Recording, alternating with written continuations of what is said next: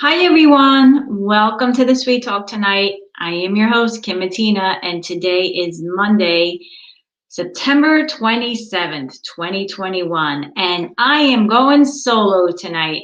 I've been so busy teaching computer science this year. I'm really having fun, but I'm still trying to get into a groove because it's my first time teaching in a few years, probably 2 years. So, and I'm in a rotation, so I'm trying to get used to the schedule and everything. So things have been hectic, but I still want to be able to share with you on the Sweet Talk. So today I'm going to do that. So right now I am going to share a little bit about digital breakouts and how they can be used to for icebreakers with your students, and also to promote different skills.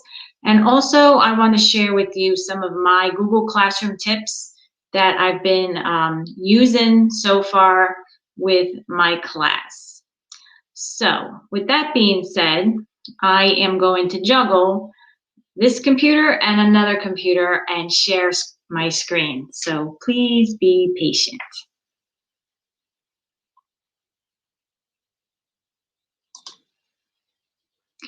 All right, so the first thing that I want to do is go over a few tips for Google Classroom.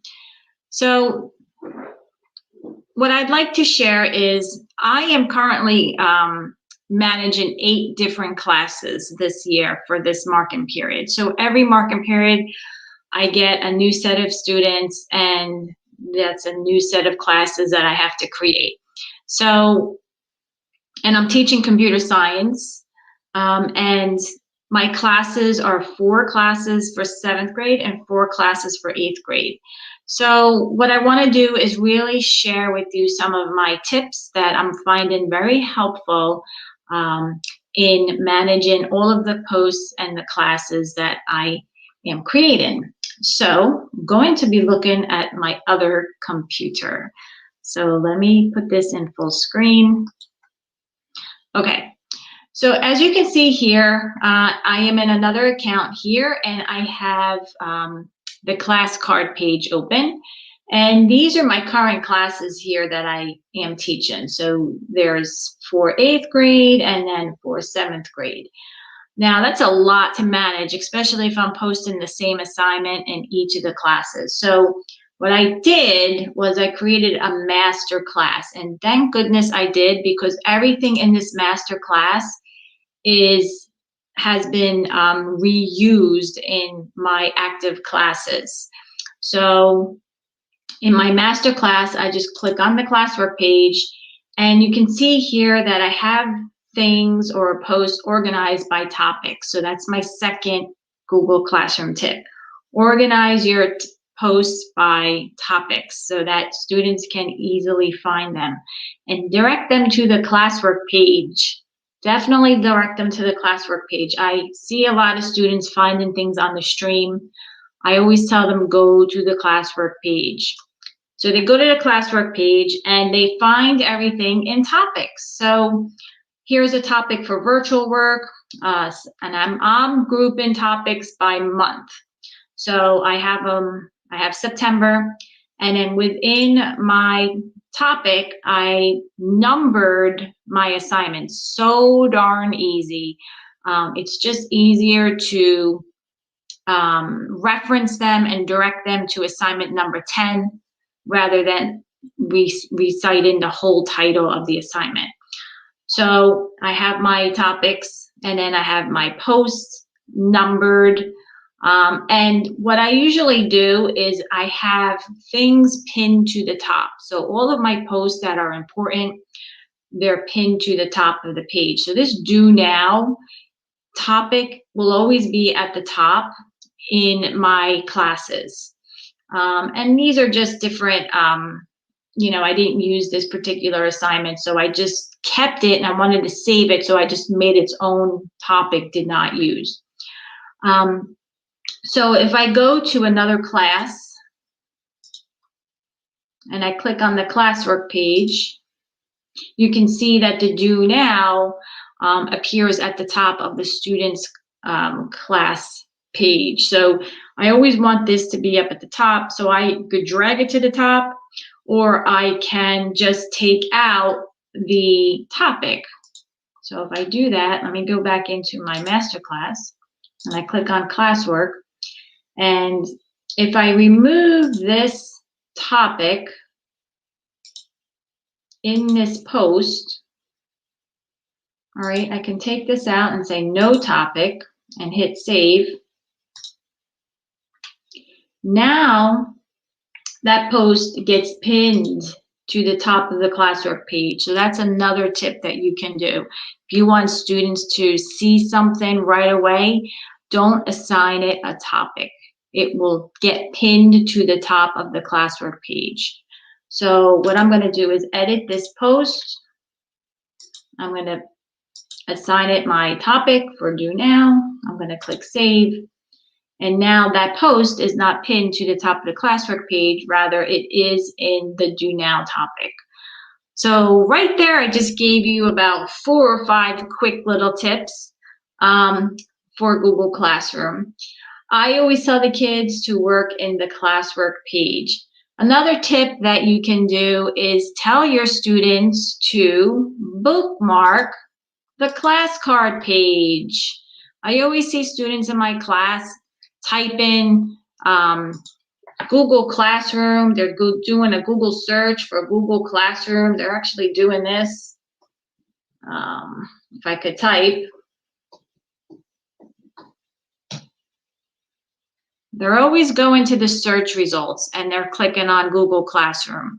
Rather than do this, I've been telling my students to bookmark the class card page. Simply go over to the star here, and you're going to want to, let me remove this. You're going to want to bookmark this, and then you can actually add it to the bookmark bar. And when you add it to the bookmark bar, you will see a Google Classroom icon appear there. Now, my bookmark bar is full, so I'm going to put this in my daily folder. Okay, so you can see my bookmark bar is full here. But I've been telling them to bookmark the classroom page so that they can go to that bookmark and go to any class at that point from that class card page. Another tip that I've been finding very helpful is in the classwork, I have a topic for class resources. And in here, I have a material post. And in my material post, I have a Google Doc. Now, my Google Doc is going to just show basic information that really doesn't change. My website, information about my robotics club, my computer science expectations, and getting started presentation. Some of these things will not change throughout the year. So I created a Google Doc with this information in here. I showed the students where to go to find this information in case they need to share it with their parents. And that way I can easily add more information to it. So this I'm finding very, very helpful as well, using the document as a class resource material post in my class master class or CS master class. So after I have my master class all set up and ready to go, what I can do at that point is go into my classroom, my valid classroom, click on the classwork page. I can click reuse, and now I can see I want to reuse some of these posts from my master class. So I can simply figure out which post I want to reuse. I'll just say this one. I don't want to post it live because this is actually a live class. But you can see here that my title, my directions, my link is all the same. The points, whether it's out of 100 or ungraded, The topic is also saved. So this is a great time saver. You may have to, depending on what your attachments are or your links in your assignment, you may have to modify them accordingly, depending on what your activity is or what your post is. So this might need to be revised if that's what you need to do with your students. But other than that, if you don't have to revise it, you can post it and assign it. I can schedule this. This has been coming in so handy as well. I've been scheduling my assignments to get posted live about 5 minutes before the class starts, and I get an email notification that that post has been successfully posted. So that's another great tip that you can try with your students when you're using Google Classroom. So boy, I gave you more than I thought I was going to give you, but that's just some basic tips that I'm finding very helpful. And of course, you can find more information and more tips in my new book called Stepping Up to Google Classroom, which is available on Amazon. Now, my next topic that I want to share with you are digital breakouts. So this is a digital breakout, and digital breakouts allow students to work together, team build, problem solve, really communicate, and really support the 4 C's of education. So this particular breakout I created using all Google tools, and it really focuses on computer science. So here's my homepage. It basically tells you it's a scavenger hunt and that the students need to unlock the code to solve the challenge. The questions are posted here on the question page, and the students have to answer these questions, and the answer will be the combination to the lock. So there's 5 locks in this particular breakout. The students have to look up the answers, work together to figure out what the answers could be. And then once they have their answers documented in a Google Doc, they can go to the locks page. And the locks page is going to really be a Google form. And hopefully my Google form shows up. It's still loading, so give it a second. The form is going to validate whether the students have the correct code. So let's see here. Hopefully it loads. And it doesn't look like it's going to load.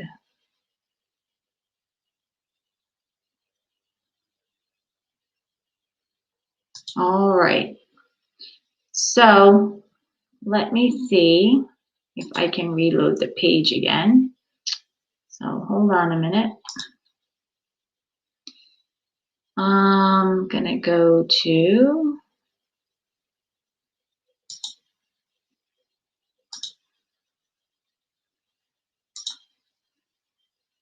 see if I can reload it. So here's the home page. And if I go to the locks page, hopefully it'll load the form. No. Well, anyway, it's a Google form, and the Google form will validate whether the students found the correct answers to the questions to unlock the locks or to open the locks. So basically what I used are data validation rules. And if the students entered something in incorrectly, then it told them try again. And if they entered the code incorrectly, then they would go to that next question. So they would know right away whether the code was wrong or not. And I'm kind of disappointed that my form's not displaying here. So I apologize for that. I'm not sure what's going on here. But digital breakouts are a great way to engage kids in an activity that would normally, I don't know, it just gives them some type of movement, engagement. They're talking to each other, they're looking up information. It is such a great activity. I used it today to align with my cybersecurity lesson. So it actually was nice because they were able to, some of the kids were able to break out and solve solve the code. So they kind of understood what hacking was, using a digital breakout. So it's a nice activity to use with the students, especially at the beginning of the year. It gets them up and moving and talking and getting to know each other. It's kind of like an icebreaker. So this website I created using, like I said, Google Sites. I used Google Forms for the data validation. And I did have in there originally, I was using Google Sheets, but I ended up taking the information from the sheet and just inserting it into the page on the website. So I just wanted to go over some of that with you so that you can see how to set up your Google Classroom so that it's easier for you to manage, and hopefully give it a try with the breakout. Like I said, I use Google Sites, I use the Google form with data validation, and I shared the link with the students in Google Classroom, and that was it. And then the students were up and talking, and they were participating in the activity. So with that being said, I am going to close up the show tonight. I want to thank my sponsors. I want to thank Moat for providing the Sweet Talkers with a link to sign up for an extra 2 months of premium subscription. So I want to thank them for that. I am actually going to find that link, and I'm going to post it into the comments. So give me a second.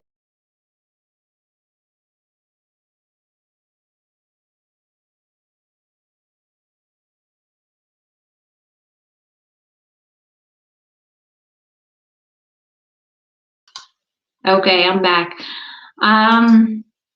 So the Moat link for you to sign up to get an extra 2 months of free premium subscription is right here in the comments. So let me get this in here.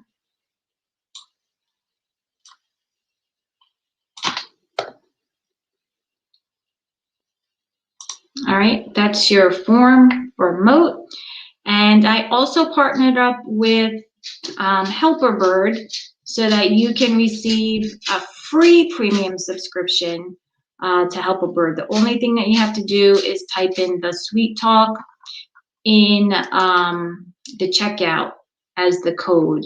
So I will put this in the chat as well.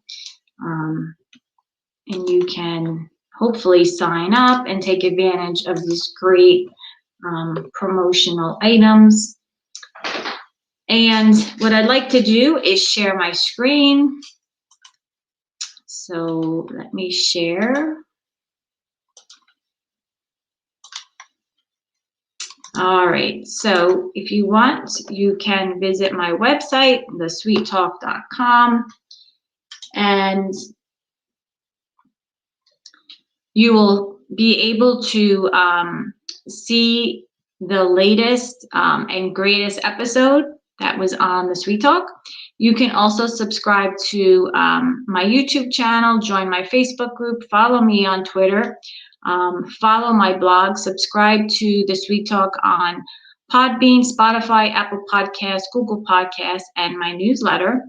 You can also be a guest on my show. Right now, I'm taking requests for January 2022. So you can check out the guest inquiry form. If you'd like to become a sponsor on my show, you can fill out the sponsorship form, and I will get back to you as soon as I can. I am so thankful that I have so much support from people around the world to support my show. Thank you to Helpabird, Alice Keeler, Mo, Screencastify, Text Help, Cami, Slides Mania, and StreamYard for your support and paying it forward to other people. You can also check out, let me scroll down here, my new book, Teaching with Google Jamboard. It's about how to use Google Jamboard in the classroom with your students. And with that being said, I am going to stop sharing my screen. And I hope you found this episode helpful. I really wanted to give you quick, short tips on using Google Classroom and a digital breakout. And if anyone has any questions about the digital breakout, please let me know. I'll be more than happy to get back to you. Have a great night. Bye.